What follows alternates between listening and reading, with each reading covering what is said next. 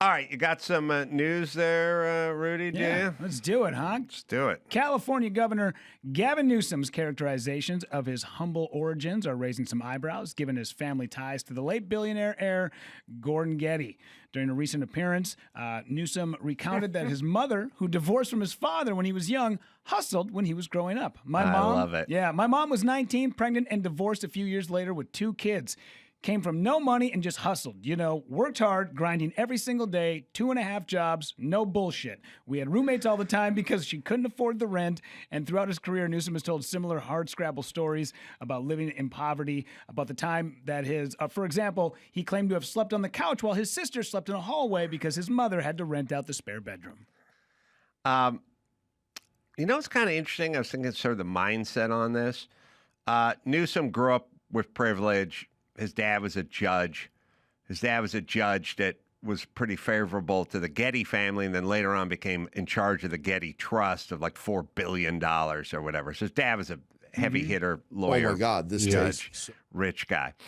And that's where he came from, Bay Area. Look, there's certain indicators, and people should just know the indicators. Like, if you open a winery at 25, you probably have some money, some family, some backing, or what have you. But I was kind of trying to picture the psychodynamic of it, and we'll hear him. Let's listen to him, and then I'll tell you what I think.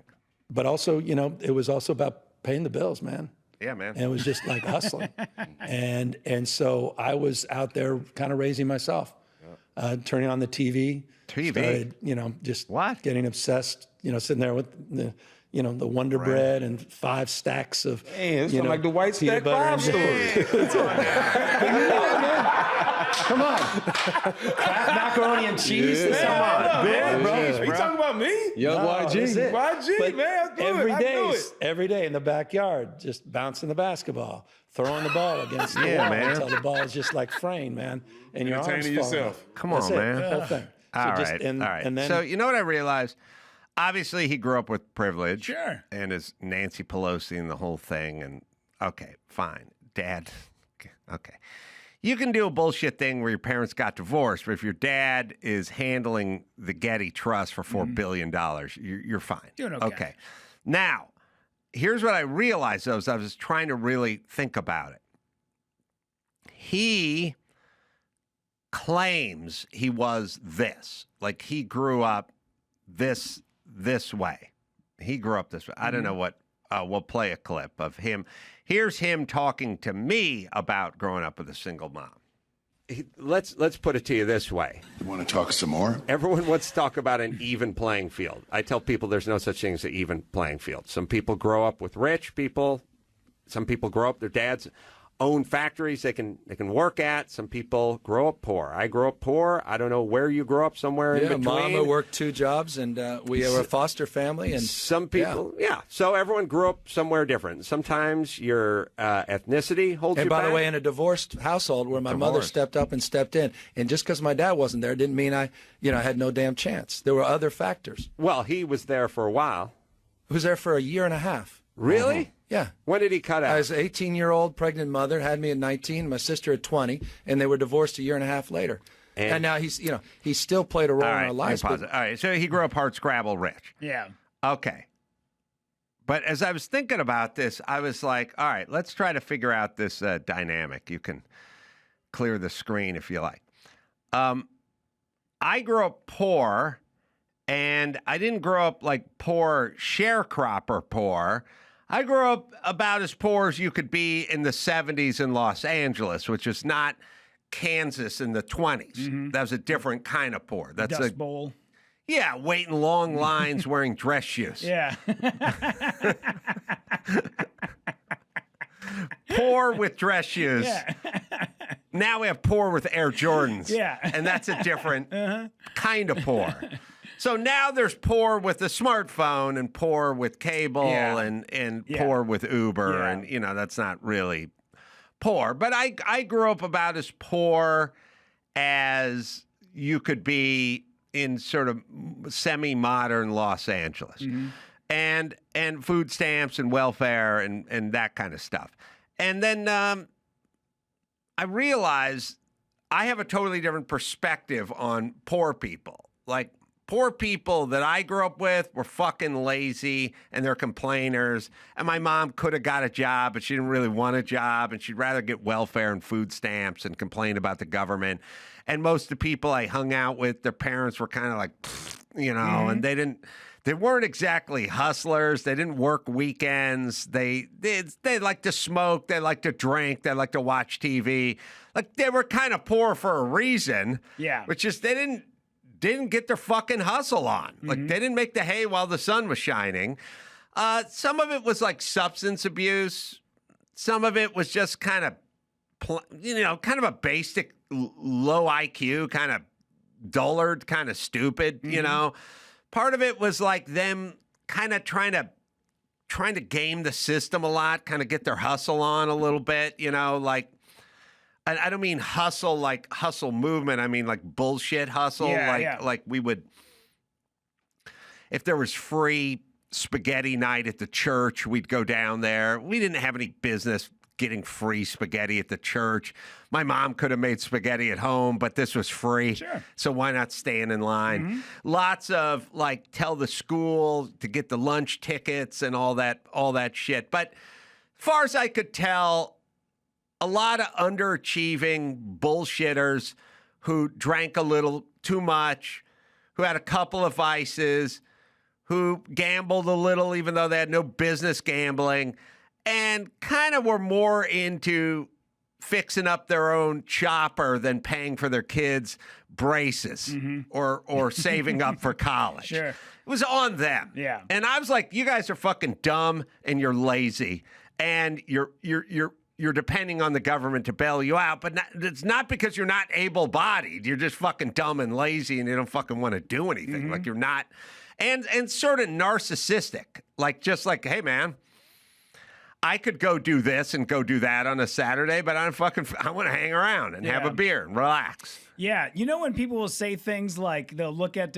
maybe somebody who is 50 years old will see another person who's 50 years old and they'll go, oh my God, do I look that old? And you're like, no, you look older than that. Right. I would love for people to hear people talk about the race to the bottom. I grew up hard scrabble. I grew up with this. I grew up with that. And then afterwards play them the tape and go, by the way, you sound like that, but way more whiny. Yeah. Wouldn't they just go, oh shit, I sound like an asshole? So the thing about Newsom is I was trying to break it down in my head when he was lying about his hard scrabble. He did not grow up that way. So he may have a sympathy for these people because he doesn't know them. Sure. And so the people that don't know these people are constantly like, these are hardworking, proud people who are just looking for a hand up, not a hand. No, they're fucking lazy people who want the government to fucking pay them and then complain nonstop about rich people not paying their taxes when they don't pay jack shit for taxes or do anything for anybody. Yeah. I know them. They're not proud. They're fucking dumb. They're dumb and they're basically lazy and they do a lot of pushing off on the government and the people, like sort of blaming the old man or the lady or the whatever. They do a lot of externalizing. They're fucking lazy and they're not very motivated and they don't have much ingenuity at all. They're just like,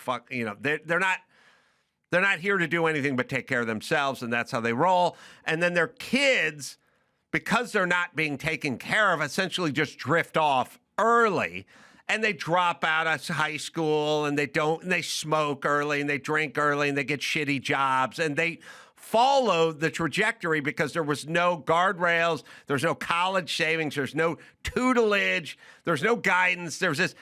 As a matter of fact, the kids are like a liability, and they want those kids to get the fuck out of the house so they don't have to deal with somebody who wants food. They don't want mac and cheese all the time, So I got a front row seat to these people, and there's nothing proud about them at all. And it's not just me. My friends' parents were like, I was just saying how I was saying yesterday, my best friend, Chris' dad, I mean, we live in an apartment together.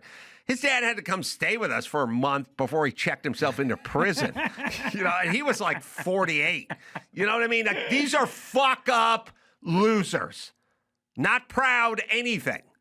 Yeah. They're fucking grifters who'll take as much free shit as they can get their fucking hands on. There's nothing sadder than seeing the mom and dad with the goddamn sign at the end of the exit ramp, and they got 2 little kids with them. And every time I'm like, you are showing those kids the worst possible. You never want to end up like this. And why are you showing them that this is an example of how you get by? Yes. It's awful. So, but I realize Newsom never saw that because he's lying. He's lying about this, like Kamala Harris has to lie about working at McDonald's. Lie about hardscrabble because that's their constituency. And in their world, somehow, in order to do something for black people, you have to talk black or keep hot sauce in your purse or some sort of bullshit. Hey, man, I lived on mac and cheese, man. I played basketball, man. You know what I love? I love Fat Albert. Man, I love that cartoon, Fat Albert. Ooh, yeah. So he's full of shit. He doesn't know it, and he thinks these people need it. I lived it. I saw it. They don't need it. Like, he sent out I think it's one of your stories about Snap getting cut off or whatever. Yep. He sent out a tweet last night, Newsom did, about 40 million people going to be not denied access to food. But I love the denied access. Yeah. Denied access to food. So you get yourself an In-N-Out burger, someone's going to slap it out of your hands from the government. There's that word literally again. Yes. Literally. Yeah, so it says Donald Trump is literally dancing in Asia while 40 million people lose access to food. You don't lose access to food. You lose access to me buying you food. Yeah. You can go get your own food. Hey, Dawson, you're eating right now. Yep. Did I buy you that food? Well, yeah. Oh, yeah, all right. You work here. Did I remove access for you to get that food? Nope. No, you bought that food with your money.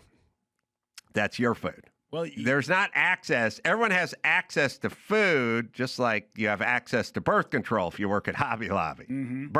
Now, Hobby Lobby may not buy your birth control, but you still have access. Maybe access is one of his words, though. Remember, he said these people don't have access to checking accounts. Right. So here's the thing. Why do I have access to everything, and these people have access to nothing? First off, these 40 million people, 37 million of them are morbidly obese. They're all fat. Yeah. These people have access to fat reserves that are going to keep them going for at least 5 days. Oh, God. I saw. At least. A fucking 48-hour fast would be the best thing that ever happened to these lazy fat asses. Number one. So they don't have access to food. Okay, so let's cut them off. Do they wither and die on the vine? I'll bet they find a way to eat. Yeah. That's me. I'm optimistic that way. Yeah. But I wrote they should explore the possibility of getting their own food. I know it sounds crazy. And I know, see, Democrats, and especially Newsom, looks at himself as a zookeeper, and they're the animals, and he's in charge of slopping the animals, and they will perish if he doesn't slop them. What he doesn't understand is they can go out and hunt and get their own food, and he's not the zookeeper, and they're not in cages. They have free will. Yeah. Every time somebody talks about universal health care and they go, it's the right, that's why we'll never get universal health care. I saw a woman the other day drinking a Nestle's chocolate milk, like the half gallon of it, drinking it at a bus stop while simultaneously smoking a cigarette while being 85 pounds overweight. And I thought, maybe that's the reason right there. Like, we can't take care of ourselves. Maybe that's it. Judge. So 40 million people are not going to have access to food. I've never, again, I've been poor. You find food. Yeah. Like I found it at my friend's house a lot of times. You figure it out. Just like if you're homeless, you find a place to live unless you're a junkie, in which case you don't. Do we have Josh Gardner? We can work it out, by the way. I haven't heard the song in a while. I like it, but it kind of reminds me of AOC talking about what the Indians do. We can make it work. We can make it happen. Every man, woman, and child throughout the land.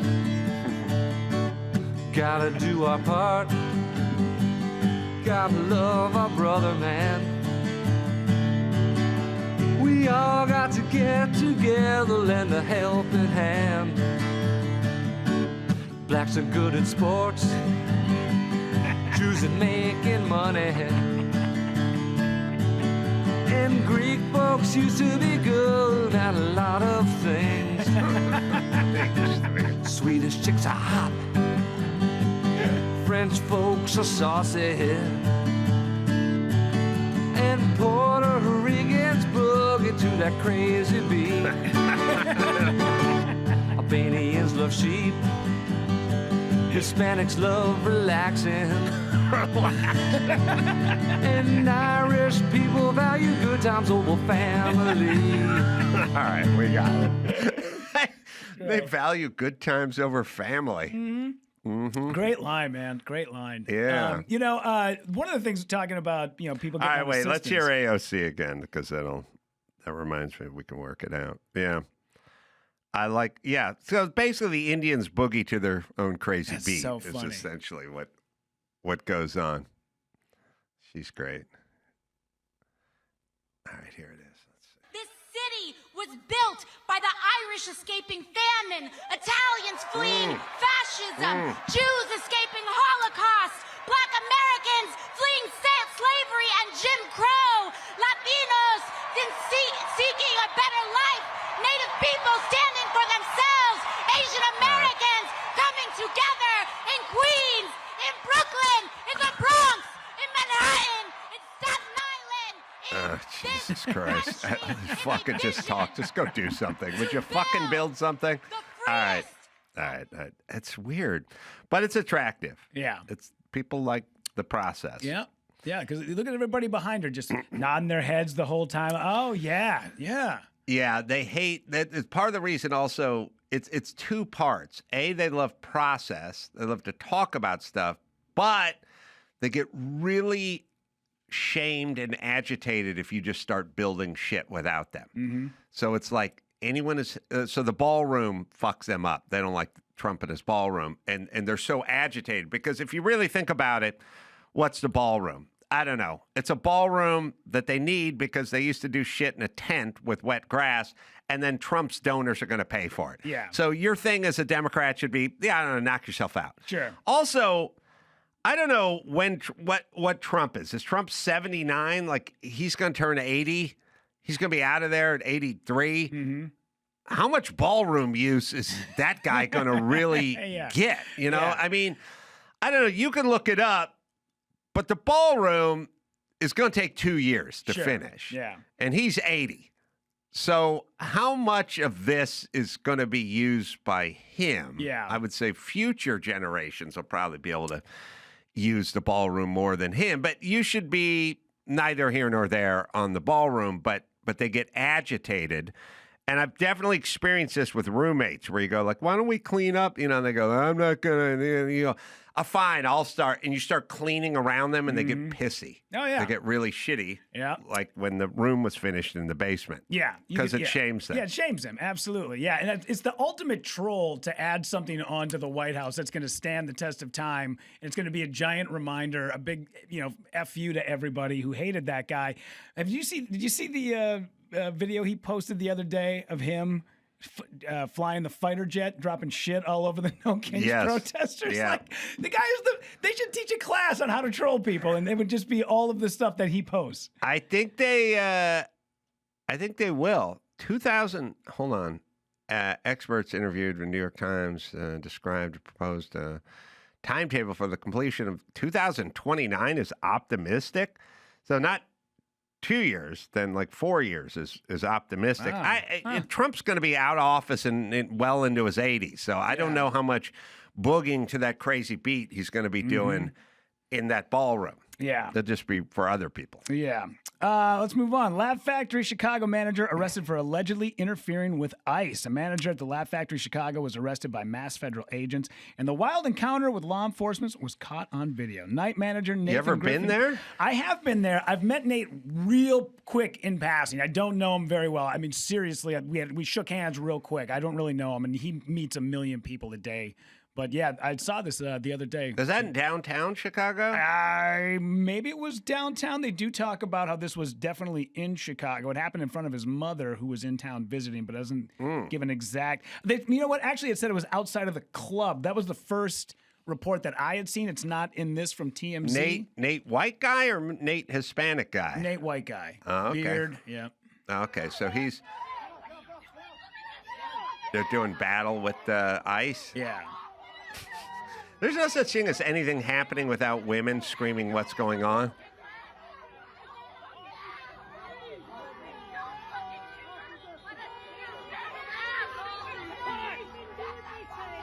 Women are going nuts. Yeah.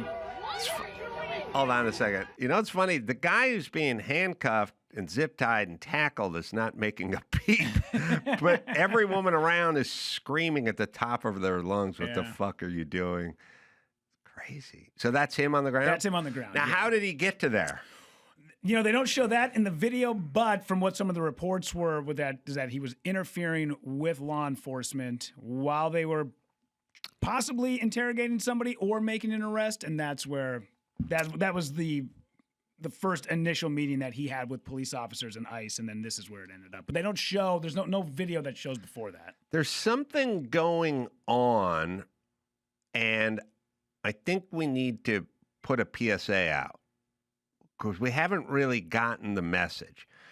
If you fuck around with cops or ICE or uniform, whatever, they just take you down. Yeah. But for some reason, we have a lot of bravado. It's sort of like every once in a while you see a blonde chick slap a black dude, and it's like, he's going to counter that with a stiff right cross. Like, I know you think nothing's going to happen because you're a girl and he's a guy and he's not going to, and we're in public. He's going to. Yeah. So don't do it. And there's a weird thing. Women have more than men, which I keep seeing, which is they run up to the ICE guy and they start shoving him and screaming and stuff like, bitch, you're going down to the asphalt. Yeah. And then when you go down to the asphalt, don't scream what's going on. You're surprised by it. I like the surprise part. I would never be surprised if I tried to fight a cop. So if you get in on them and you start pushing on them or blocking them or whatever, then you go to the ground. Mm-hmm. Now you can go, why are they there? Oh, I don't know.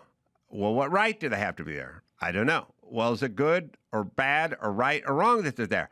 That's all a secondary question. Yeah. It's the first part where you push on them. Don't do it. Yeah. You'll go down to the ground. And then they'll go, why? And it's like, well, because you pushed on them. Mm-hmm. And then they'll go, but they weren't even, they're in the wrong building. Yeah. Yeah, I know, but you pushed on them. So now you're on the ground. Yeah, I think if you play the video a little bit more, you'll actually see, I think the women that are in this video go a little bit more bonkers than what they already are. Like, they kind of really start to. That's good. You can bring it up, yeah. So there's two people on the ground. There's two people on the ground. I don't know if the one is, because he was with his mom, and I don't know if one of them was his mom that was on the ground with him. I don't know. I don't think my mom would ever jump in. Oh, yeah, not a chance.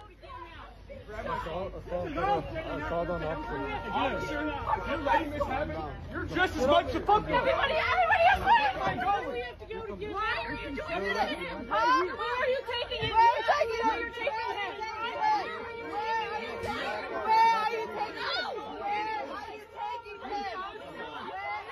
it. Where are we taking him? He's going to Honduras to open a comedy club.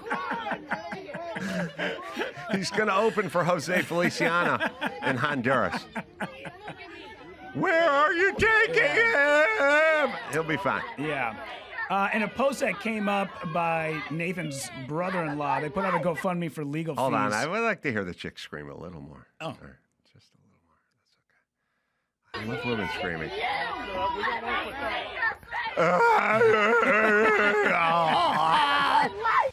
Women are so miserable now. It's so sad. That's all our fault. Yeah, and a GoFundMe that was posted by his brother-in-law for legal fees. It turns out that after 4 hours after being detained, he did pop up in FBI custody. Where he's at now, it doesn't say. He's at the Zanies in Guadalajara. He's open to Zanies in Guadalajara. Yeah. Should we go on to Zohran Mamdani's? Yeah. Dude, so this. I love this guy. Oh, my God. This guy. I love him. Unbelievable. So Zohran Mamdani's dad claims that Nazis took direct cues from the United States. Mamdani, 34, is often credited his father. People? Why? Why do people listen to their dads?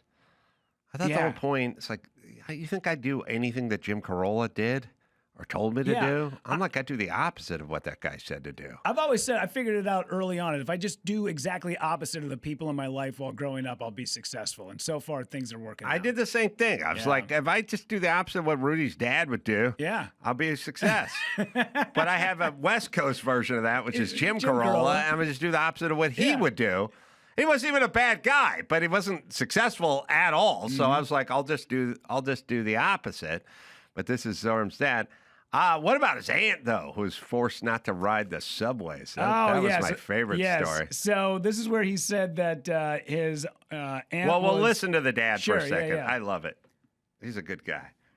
America is the genesis of what we call settler colonialism. And the American model was exported all around the world. Abraham Lincoln generalized the solution of reservations. They herded American Indians into separate territories. For the Nazis, this was the inspiration. Hitler realized two things. One, that genocide was doable. All right.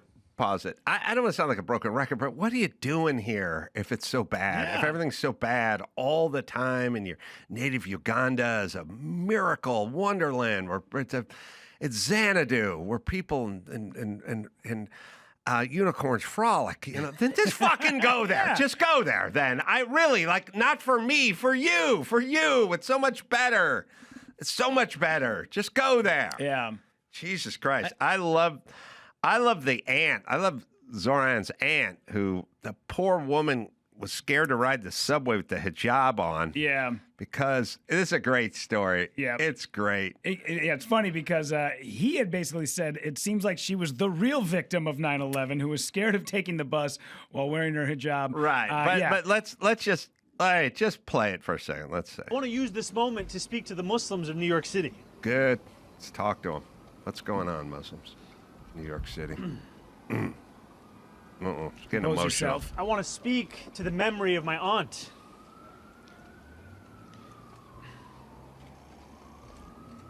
Who stopped taking the subway after September 11th because she did not feel safe in her hijab. Okay, let me just say this. We do this thing. It's like, by the way, his aunt didn't live in New York, didn't wear a hijab, and wasn't here during that time period. Yeah, you want to feel unsafe? Wear a Blue Jays hat down to the Dodger Stadium today. That's a feeling of unsafe. She was in Tanzania or something, I think. I can't read it from here. But she wasn't in the country. She wasn't on the subway. She didn't have a job. But other than that, it's a perfectly accurate story. Just like Kamala Harris is, working at McDonald's, and Gavin growing up hard scrabble. It's a great parable, except for it never happened. Yeah. But here's the thing. After 9/11, there was a lot of hey, there's a thing where some guy driving a Ram truck yelled at a guy at a 7-Eleven because he was wearing a turban. It's like, did he put his hands on him? No. It's really not that bad, considering 3,000 people are dead and, the towers are gone. Sure. I feel like as a nation, I don't know what you're expecting, but I don't know that the Middle East folks would have done much better. And here's all I'm saying. If I was just living in Iraq and they had a financial center with 2 big skyscrapers and the Rams team plane flew into it and took them both down. And then I was like, why can't I wear my Rams hat on the subway the next day? Yeah. Someone would go, because you shouldn't. And I go, why not? I wasn't flying that plane. I can't wear my Rams hat. No, I just just for a couple months. Yeah. This is bullshit, man. By the way, I would be torn apart limb from limb if I put my Rams hat on and went down to the subway in Tehran the next morning. So this thing, now obviously this never happened, so he's just a fucking liar. More victim shit, more sympathy shit. I get it. That's how you run. You run on pretending you're poor and pretending you're a victim. Zohran has to pretend he's poor and he's a victim at the same time. He's rich and he's not a victim, and your aunt didn't even fucking live here. But keep lying. And by the way, the people that vote for this guy, you should have thoughts about continuous lying. Yeah, they're okay with it when he lies. But when Trump lies, when anybody else on the right lies, now they're the worst people. I can't believe that people vote for these people. Put them into power. Also, there's a weird thing. I don't mind the lie that said you won the golf championship at the club. Yeah. Or you're all Central Valley or something in high school or something. I don't like it.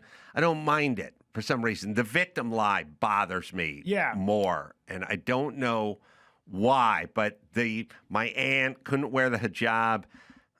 Also, first off, you can take a cab for 3 months. Sure. You don't have to ride the subway.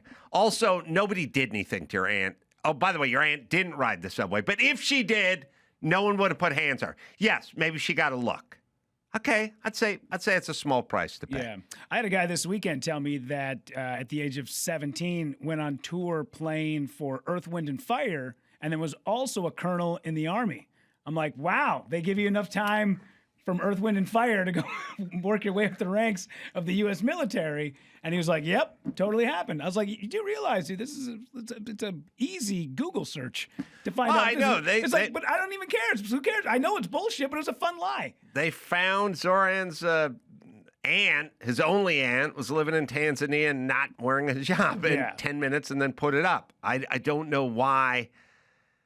But again, I don't know. You said you worked at McDonald's. It's discernible. Yeah. Not bothersome that you didn't. No. All right. We will take a little break. Eric Trump is going to join us. Rudy, you got dates. La Jolla Comedy Store coming up. Yeah. November 7th to the 9th. And then Heavy Rotation Brewing in Minnesota or Minneapolis. Yeah, Minneapolis. Yeah, it'll be a good one. That's a Black Friday. So right after Thanksgiving.